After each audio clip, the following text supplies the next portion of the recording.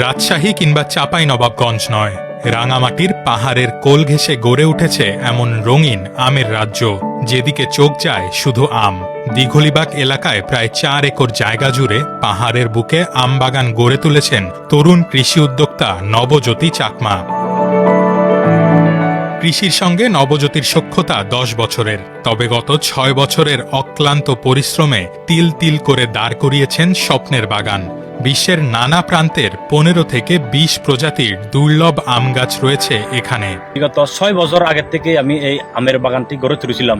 তো এই বাগানে প্রায় 15 থেকে 20 প্রজাতির আমের সফল ফলন হয়েছে।